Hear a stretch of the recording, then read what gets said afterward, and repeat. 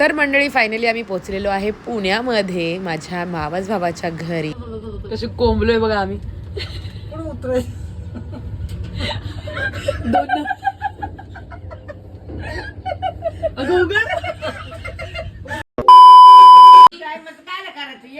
आणि संध्याकाळी मी येते की तिला 8:30-9ला तोपर्यंत जेवून घेतो.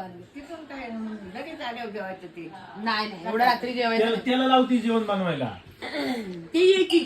The next morning. Ashish Guddu and Madhuri. ह्याला मुलगी बघायची आहे मंडळी. तर तुमच्याकडे कोणती मुलगी असेल तर सांगा. आमचा मुलगा पोलीस आहे, रेल्वे पोलीस.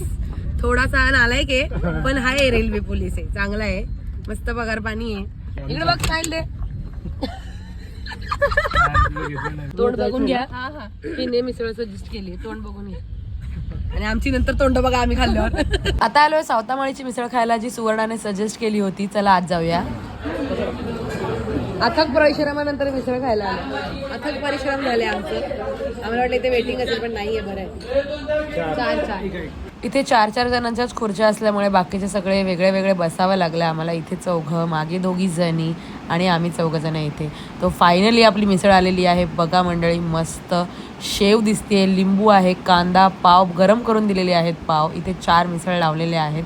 चला आता मस्त मिसळला मिक्स करून एक बाईट खाऊया आपण.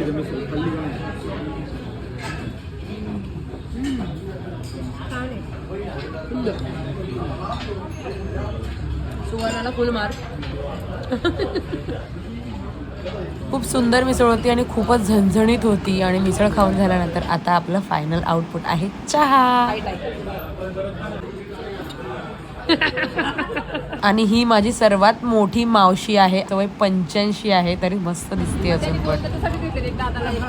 आणि इथे सारिका सुद्धा जॉईन झाली. तिचे 2 मुलं घेऊन. स्कूटीवरून ती आली होती म्हणून तिची स्कूटी घेऊन मी आणि आशिष निघालोय. आता आम्ही सर्वच जण चाललेलो आहे तुळापूरला, जिथे आहे धर्मवीर छत्रपती संभाजी महाराज यांची समाधी.